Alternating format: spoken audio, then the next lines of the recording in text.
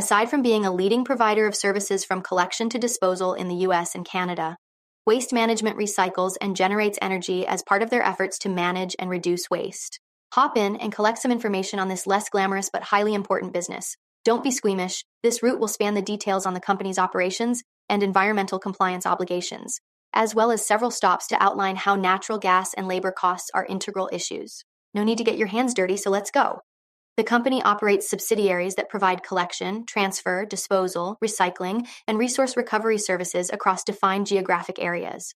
They also own or operate 263 landfill sites and manage 332 transfer stations throughout the US and Canada. As one of North America's major recyclers, Waste Management handles a range of common materials like cardboard, paper, glass, plastic, and metal. Waste collection services are available for commercial, industrial, and residential customers. For commercial and industrial collection, service agreements typically run for 3 years. Fees are influenced by factors such as collection frequency, type of equipment used, and distance to disposal facilities. For residential collection, contracts are usually with municipalities or homeowner associations, providing services under individual monthly subscriptions directly to households. Along with regular landfills, the company has 5 secure hazardous waste landfills across North America, making it the largest network of landfills in the region.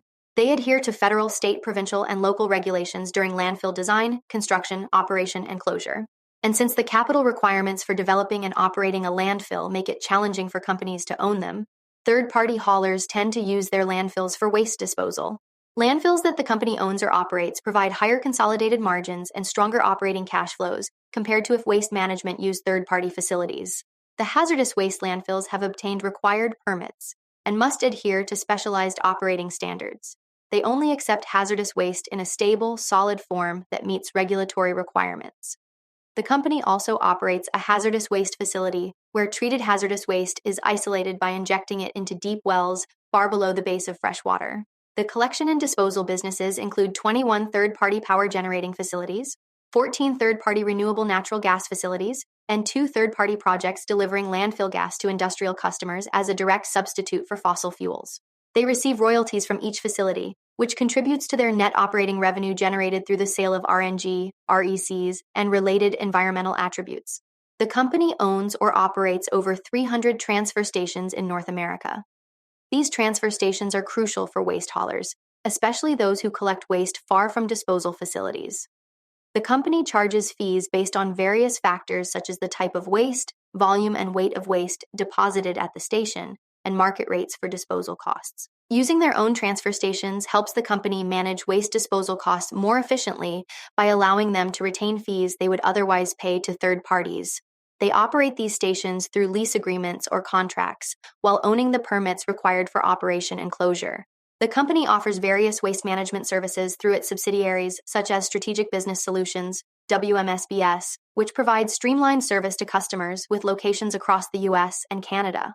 Their Sustainability and Environmental Solutions, SES, business collaborates with others to offer end-to-end solutions for achieving sustainability, recycling, and waste diversion goals while meeting compliance requirements. These services include waste management consulting, remediation and construction services, and industrial waste services using specialized technologies to minimize waste volumes and recover commodities.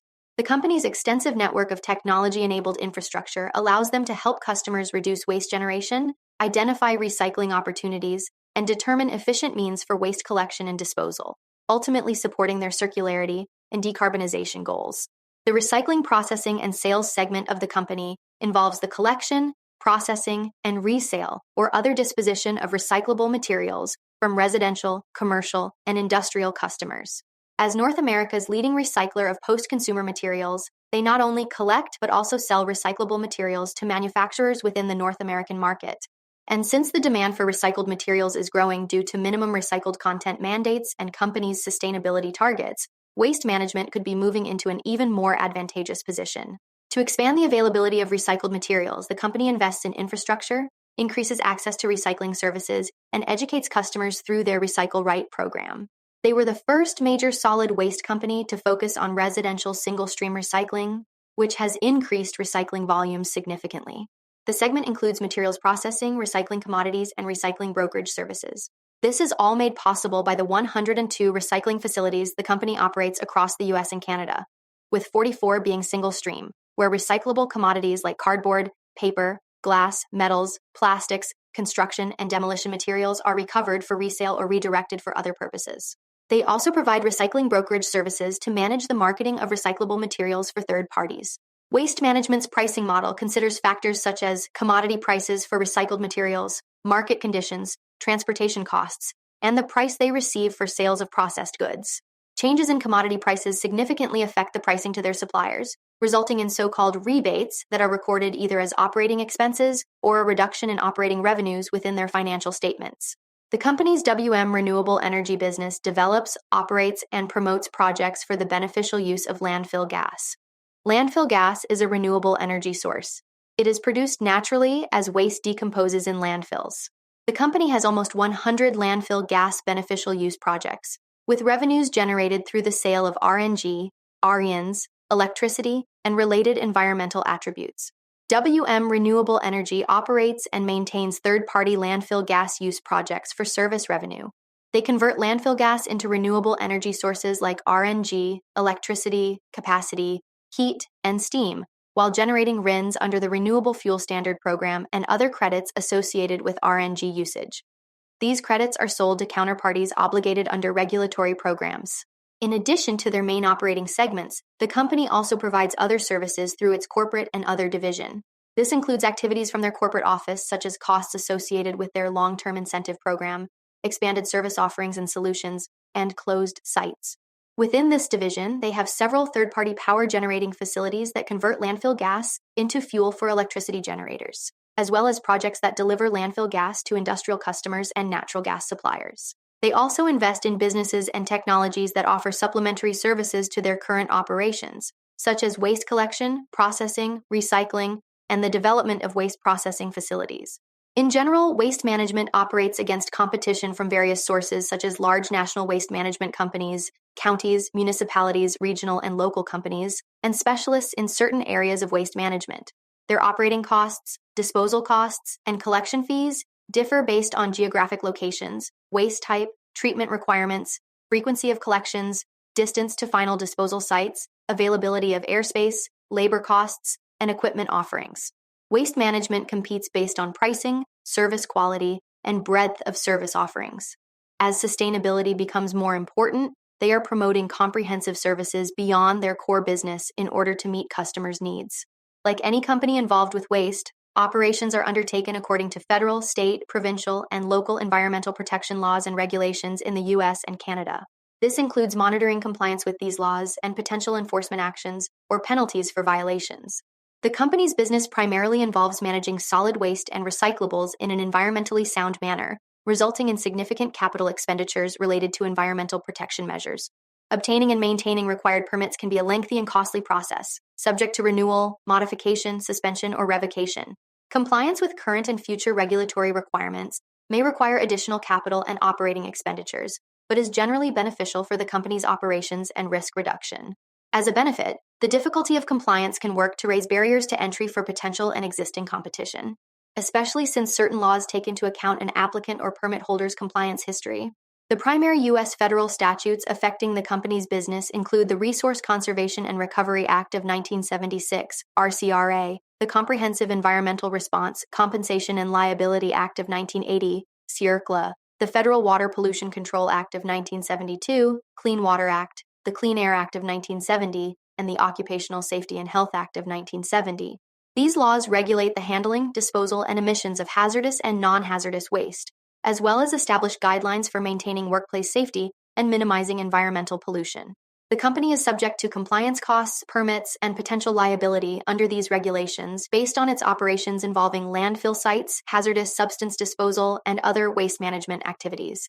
The company operates under various state, provincial, and local regulations that govern solid waste disposal, water and air pollution, and hazardous substance releases. Landfill operations are affected by the increasing preference for alternatives to landfill disposal, such as recycling and waste reduction. Many states and local governments have enacted laws restricting or discouraging the disposal of out-of-state waste. Additionally, extended producer responsibility, EPR regulations, are being considered or implemented in many places around the world, including the U.S. and Canada. Undoubtedly, environmental protection is of great importance for society and the planet.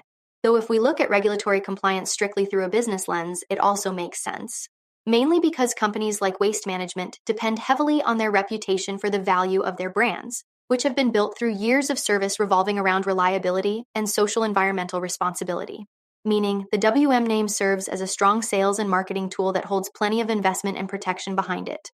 Throwing it away because of negative publicity related to their operations, employees, or agents, or challenges to their ESG claims would be such a waste and require extensive sales sanitation efforts to restore their reputation. Due to Waste Management being a big player in the industry, it is often involved in environmental initiatives. For example, the company is involved in public policy discussions regarding more sustainable materials management practices. It's also been closely monitoring advancements in methane detection technologies, collaborating with regulatory agencies like the EPA and ECCC, who plan to develop methods and standards for these kinds of new technologies. As a result, work with various private and government entities has expanded to include using ground, aerial, and satellite-based methane detection technologies. The company faces challenges due to new or updated recycling regulations affecting international trade of certain recyclables, such as plastics. These changes have led to reduced export activity and higher processing costs. Despite these challenges, the company plans to invest in its recycling business to increase automation and address regulatory-driven quality requirements. In regards to mitigating the effects of commodity price fluctuations, Waste Management uses contract terms and floor pricing. Additionally, potential future regulations or initiatives might impact operating costs and recycling profitability. In response to plastic waste concerns, Canada and various U.S. cities have banned certain types of plastics, resulting in increased pressure on recycling facilities.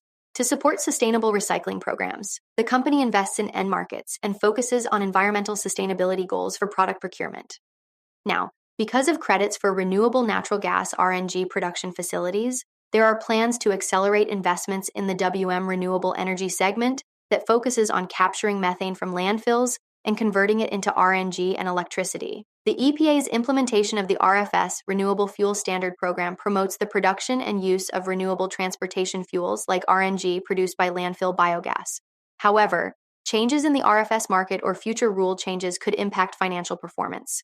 The RFS program has also historically been volatile due to fluctuations in supply and demand, prompting the EPA to establish blending volumes for the compliance years from 2023 to 2025, reflecting favorable changes that benefit the solid waste sector. Yet, this still may not reduce volatility in the market.